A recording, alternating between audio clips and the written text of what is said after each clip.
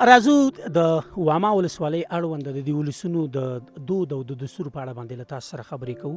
دلته داسې روایتونه کیږي چې که یو څوک مثلا خپله لور ورکوي یا خپله خور ورکوي، زوم ته یې ورکوي، نو دلته دا د ولور څومره حد یې مثلا ټاکلی؟ مخکې خو داسې وه چې تقریبا بیخي هغه ټول نه ولوېدلي سړي لور چې هغه هم شپږ شلبزې او شپږ غوا لنګې غوا دا یې اخیستله. شپږ لنګې غواګانې، شپږ لنګې غواګانې او شپږ شلې هغه مال کې خو بیا خیر ټول لنګانه نه وي، دا اخیستله.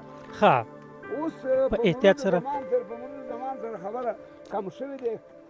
حتی اوس دې ولسوالۍ کې ټول د کردر د اچڼو د واما او ټول ولسونه هغه نخبه خلک راجم شو. حتی دغه 2 لکه افغانۍ باندې ټولو پرېکړه کړې انشاءالله اوس په هغه پوله روانه یو. احتیاط کوه.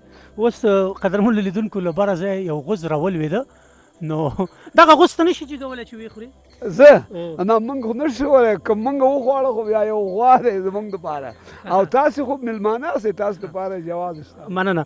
او بله خبره، تا واده کړی، څومره ولور دې ورکړی؟ ما په خپله شپږ شلبزې او شپږ غوا مې نغد لاس په لاس پرته. پخوا دغه دود او دستور څنګه و؟ مثلا که تا ناوې لیدله مخکې کله چې مو کوژده وکړه یا مو نکاح وتړله، تاسو به ناوې لیدلی شو؟ نه، هغلته داسې رواج و، یو خسر او یو چې زما نه مشر ورور دی، د هغې نه به حیا کوله، دا زما دپاره چې څوک نامزد دی دا به ځان پټوله او مایندان ته نه حاضرېدله. داسې پټ پټ لیدل خو به دې ورسره نه کول؟ بعض و چې چا ډېر تیز و خواهش یې هغه به کېدای شي کړی او موږ خو نه دی کړی. ښه، واده دې په مینه کړی او که نه د پلار او د مور په خوښه باندې؟ نه، زما په مینه هم شوی دی. ما ډېر وروسته واده کړی، تقریبا زما کډه کېدای شي چې ما نه یو 30 کاله یا 15 کاله وروسته، یعنې کشره یې په عمر کې ما یو واده مخکې کړی و. بیا وروسته تقریبا ما په 4 شپېته کې ما واده کړی. ښه، ډېر ښه. او دلته که مثلا د یو هلک یوه نجلۍ خوښوي او د هغه نجلۍ هغه هلک خوښېږي، دغه ولسونه چې په دغه ځای کې یا قومي مشران دي، دوی به دې ته تیار شي یا د هغه کورنۍ هغه مشران چې دي، یا پلار یا خور یا مور یا ورونه، دوی به دې ته تیار شي چې مثلا دغه هلک کومه نجلۍ خوښه ده هغه ورته په نکاح؟ ولې نه، فقط یو نیم نادرات کېدای شي بعضې مسایلو په ارتباط سره یا مور نارضا شي د جنۍ یا پلار نارضا شي او ورور نارضا شي، دا یو بیلګه دی چې هغه نادراتو نه دی. که نه دا بلکل هېڅ برعکس که د نجلۍ خوښه شي بیا وایم که نه هېڅ مشکل په دې کې نشته. د جنۍ او د هلک په منځ کې چې روحي توافق وي، هغه نه پلار ردی نه څوک ردی، خو هغه قانون ته برابر سره هغه بیا په نکاح کېږي. پښتانه خو تا ته معلوم دی که چېرته دغسې یو پېښې حادثې سره مخ شي، نو هم هلک له منځه وړي او هم نجلۍ. هغسې دود او دستور خو به تاسې نه لرئ؟ انشاءالله داسې مشکل موږ نه لرو. یو دا دی چې یو څوک د چا په عزت باندې تعرض نه، هغو کې خو بیا دوی هم دا کار کوي. ډېر ښه. راځو د دې سیمې د زده کړو په اړه باندې له تاسو سره داسې یو لنډ بحث کوم. دلته څومره لیسې دي؟ دلته فکر کوم خالي دې ولسوالۍ کې یو لیسه دی، هغه هم دا ولسوالۍ هم نوې دی او ولایت هم نوې دی، او نور بعضې اوس زنانهو دپاره هم تقریبا دیني مدارس دی، اوس هم فعال دی. تقریبا 809 جنکۍ پیغله اوس هم د 12 نه فارغېږي، درس وایي. او خو مکتب په مورد کې نشته. مکتب دپاره یو لیسه په دې ولسوالۍ کې دی، او نور چېرته متوسطه او چېرته ابتدایي او داسې مسایل. په تېر نظام کې دلته څومره نجونو زده کړې کولې ستاسو په نظر باندې اټکلا؟ هغه وخت کې هم دغسې و چې هم مکتب به یې لوستل او هم دیني مسایل دواړه ګډ وډ به دا کار کوله. اوس دیني مسایل شته او عصري مضمونونه نشته د طالبانو د راتګ نه بعد. او که چیرې په ښوونځي کې مثلا یو فرصت درته برابر شي، امکانات درته برابر شي، آیا خپله لور لیږئ مکتب ته؟ ولې نه لیږم؟ زما تقریبا 2 لوڼې اوس هلته مغه اوس چې د دیني مدارس دی، هلته یو په 9م کې دی او یو په 8م کې دی، دواړه هلته ورځي درس وایي. عین لاندې اسلام آباد نه هم بر دا بل پل کلي کې دي، هر ورځ ورځي او راځي. ډېر ښه. دا خو ماشاءالله له څېرې او قدامت داسې ښکاري چې لوستی سړی. دلته د نورو مشرانو په اړه باندې ستا نظر او دیدګاه څه ده؟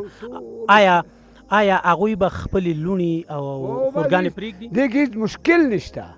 حتی د طالب سره موافقات یا مخالفات زمونږ د ټول مشرانو شریک خبره دی. موږ قطعا الحمدلله کله چې دا طالبان راغی ټول مشران ناست دی. دې ځوانانو ته چې هر رقم خلک پکې پیدا کېدل هغو ته موږ توصیه کړې چې وروره هغه څوک چې لندن کې درس وی او د هغې زوی به هلته درس وی او پلار به سبات یا به وزیر یا به پاچا وي او تاسې دپاره څه مشکل دی چې تاسې به دلته کور هم سوځېدل کېږي او تاسې به هم زخمي کېږئ او تاسې به وژل کېږئ او چا به وژنئ. هېڅ دې کې انشاءالله الحمدلله زموږ اتفاق قومي دلته ډېر پیاوړی دی. او بله تر ټولو مهمه خبره دا ده چې په واما ولسوالۍ کې حاصلات ترڅنګ یې میوې دا هر څه ښه پرېمانه دي. دلته کومې میوې په پراخه کچه باندې کېږي؟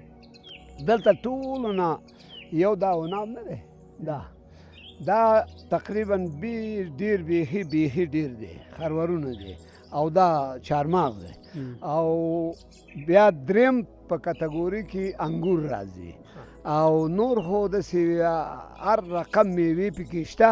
خو بازار ته صرف مخکې خو دا عناب موږ بازار ته نه وړله، موږ خپله استفاده کوله. اوس دا هم بازار لري او دا چارمغز خو بازار لري. دا تېر کال خو د سره هېڅ چا سره چې دکان او دکاندارانو اخیستی و هغه هم په خپل ځای کې همداسې کوټه پاتې دي. نور داسې برابر سم دی. نو هر قسم میوې عاملوک شته، انار شته، انګور شته، مختلف نوع میوې دي هغه خپله استفاده کوو. دلته په واما ولسوالۍ کې دغه لرغوني واما کلی دی که نه؟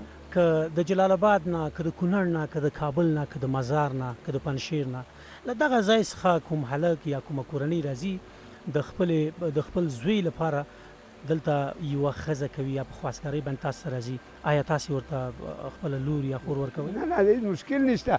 دا خو د دوه کسو جوړښت دی. زمونږ یو جنۍ دی ډاکټره دی، ایم ډي ډاکټره دی. اول ته ستاسې فکر کوم جلال آباد کې یو ننګرهاري اخیستی دی. دا ډاکټر هم ډاکټر دی، د دواړو سره جوړ شوی دی او همالته واده دی او قرار ناست دی. دا خو د جوړښت مسله دی. واما ته ولې واما وایي؟ ولا واما خو پښتانه دا واما ورته وایي او دا ځکه وایي چې که مبالغه ونه شي دا ځکه وایي چې دا د وهم نه اخیستل شوی دی، د یېره نه اخیستل شوی دی. وایي دا ډېر وران خلک دی او د هغې نه بیا دې ته وامایان وایي. نور بل داسې یو خاص اصطلاح او خاص دغه نشته چې هغې دپاره او کانتیویان یو قسم نوم باندې یادوي، دا وایګل درې خلک بل قسم نوم باندې یادوي او خاص پښتانه ورونه چې زمونږ په نږدې کې ګاونډ کې پروت دی دوی وامایان وایي. ډېر ښه. او بله تر ټولو مهمه خبره دا چې موږ یې اوس بحث کوو، څو کاله عمر لرئ تاسو؟ زما به تقریبا 80 ته رسېدلی. او ستاسې پلار تقریبا څو کلن و چې وفات شو؟ زما پلار کېدی شي چې 80 کاله په عمر کې د دنیا وفات شو. او نیکه مو؟ نیکه خو ما نه دی لیدلی، هغه ډېر مخکې مړ دی. حتی زما نه تقریبا 20 کاله مشر ورور دی او د هغې نه هم بل یو 10 کاله بل د ورور نه 30 کاله مخکې مشره خور دی، هغې هم نه دی لیدلی. ډېر ښه. تاسې 80 کلونه عمر لرئ، ممکن 20 کلن وئ. تاسې یوه پیښه به تاسې لیدلې وي چې د هغه وخت کافر بیا هم دلته پاتې و په واما کې؟ لکه څه رقم په خپلو سترګو لیدلي؟ ځکه روایت داسې کېږي چې کابو 150 کلونه وړاندې د واما خلک یا په ټوله کې د نورستان خلک کافرانو یا آتش پرستان چې ورته وایي 150 کاله وړاندې وو. نو تاسې کله داسې دلته کومه پیښه په هغه ځوانۍ کې لیدلې وه چې کوم کافر له هماغه پخوا زمانې نه؟ دا مسایل دلته حتی زما نیکه خپله کلمه ویلې دی او مسلمان دی او ما لیدل نه دی او پلار خو 80 کاله په عمر کې مړ شو.